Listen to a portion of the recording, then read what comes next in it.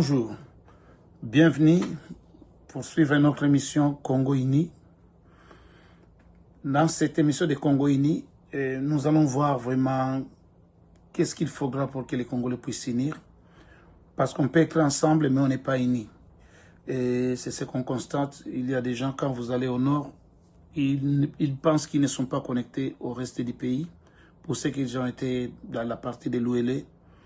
Et ce sont des personnes, par exemple, qui se voient qui sont oubliées. À Lubangi de même. Vous allez aussi dans d'autres coins, au Katanga. Là, les gens, certaines personnes ne savent pas qu'ils sont connectés à l'autre partie du pays. Au centre, la même chose, c'est la même chose partout au Congo. Mais nous ne pouvons pas parler du Congo uni ou de l'unité du Congo sans d'abord parler des origines du Congo. Il y a beaucoup de confusion là-dessus. Il y a des personnes qui pensent que le Congo est tombé du ciel, que c'est Dieu qui avait fait descendre un pays qu'on appelle Congo avec ses tribus, avec ses identités. Mais il y a des gens qui pensent que vraiment le Congo, c'est un truc là qui était comme ça, fomenté depuis longtemps, et que c'est un truc vraiment qui est toujours comme ça. Ça, c'est vrai. Mais le Congo, quand nous partons vraiment aux origines, au commencement du Congo, les choses étaient un peu différentes. D'abord, c'est la vision d'un seul homme. Bien que cet homme soit quelqu'un que nous n'aimons pas souvent au Congo, par rapport à ce qu'il avait fait, je parle du roi des Belges, Léopold II.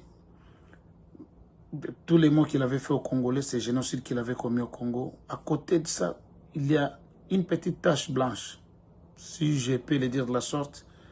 C'est les cadeaux qu'il nous avait laissés, l'héritage que nous avions hérité de Léopold II. Que vous le vouliez ou pas, Congolais, que vous le vouliez ou pas, ça c'est l'héritage de Léopold II.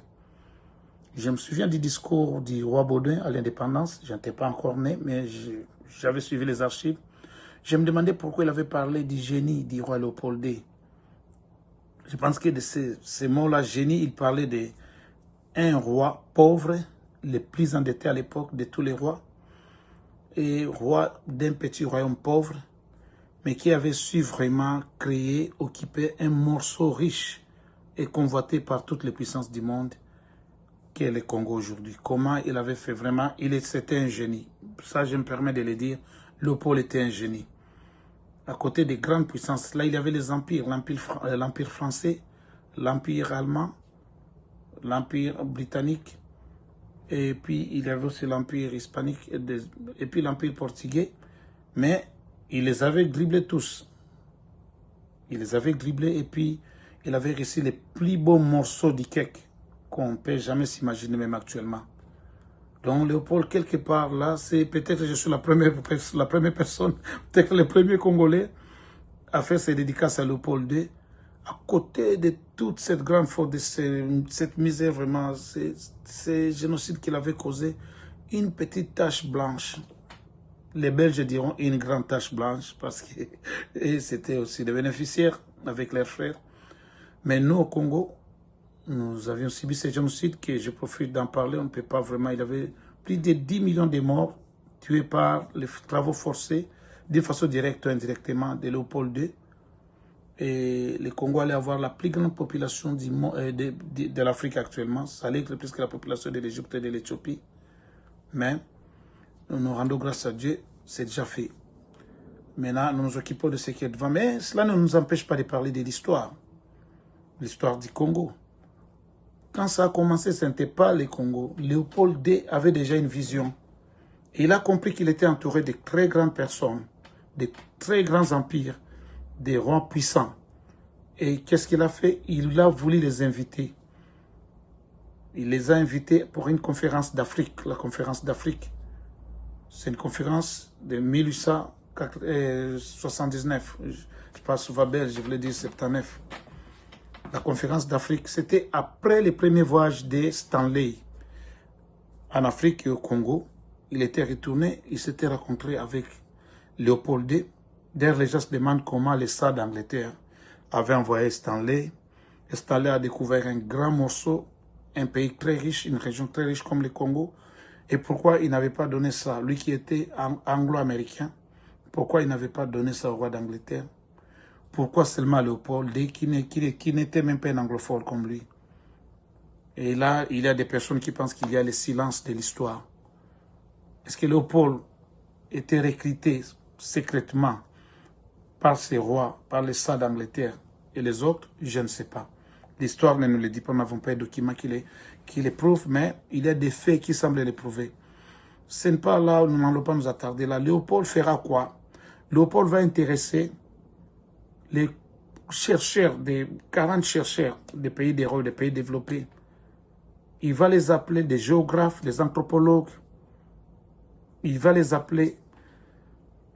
Il va faire une conférence. Dans la conférence, il a dit c'est la conférence des premiers noms du Congo. C'est AIA, Association internationale d'Afrique. Dans la vision de Léopold, il voulait connecter l'océan Atlantique à l'océan Indien. Donc à partir de la Tanzanie, il voit déjà une grande région. À partir de la Tanzanie, là, il prend une partie, là, comme vous voyez l'estuaire, là, la partie là du Bas-Congo, de Mwanda, des bananes chez nous. Il voulait un truc pareil. Le Congo devait commencer par là. Et puis ça prend une grande partie vraiment de l'Afrique centrale. Et puis ça débouche vers l'océan Atlantique. C'était ça les rêves léopoldiens. Donc c'était vraiment une grande vision. Mais il n'était pas le seul à avoir une vision. Il y avait aussi d'autres personnes. Il y avait d'autres pays qui voyaient qui... Et puis il a compris qu'il vouloir trop gagner pourra tout perdre. Ce qui fait que ça n'a pas réussi. Ça n'a pas fait longtemps. L'Association internationale d'Afrique, la conférence avait eu lieu en 1979. Mais il n'y avait pas d'attente. Jusqu'à ce qu'ils sont partis pour une autre conférence que vous connaissez très bien. La conférence de Berlin. Où il y a eu un autre nom. C'était quoi? AIC, Association internationale du Congo. Mais là, il y a encore, c'était flou. Travailler en association, s'accorder en association, ça devient un peu plus confus. Et puis, Léopold évolua dans sa stratégie parce qu'il le faisait à l'insu. Les gens ne savaient pas quelles étaient ses grandes intentions. Il avait des intentions cachées parce qu'il avait envoyé Stanley pour la deuxième fois au Congo pour aller marquer les frontières. Pour aller vraiment marquer les frontières et puis avec d'autres explorateurs. Vous allez voir la quai là de la RDC au Katanga qui se prolonge là. Donc personne n'avait compris comment Léopold, Stanley collaborait avec Léopold. On ne sait pas si c'était par quelle magie, par quelle connexion. Là c'est le silence de l'histoire. Mais après cela, nous allons voir que l'AIA va devenir, Léopold va développer sa stratégie, il y allait lentement. Il va créer l'AIC, Association internationale du Congo. C'était là sa vision, le Congo. Et puis le Congo avec C, pas le Congo avec K. Il ne voulait pas de confusion avec les Portugais qui connaissaient déjà le royaume Congo et qui étaient venus quelques siècles plus tôt que lui. Et qui occupaient déjà une partie du royaume Congo. Alors Léopold sera malin. Dans sa jeunesse, Léopold va appeler ça Congo. C du Congo avec C. Que beaucoup pensent que c'est aussi comme il s'agissait des associations. Qui sait si ce n'était pas la commission des organisations non gouvernementales, toujours une association, pour différencier ça du royaume Congo. Et puis, ça va évoluer.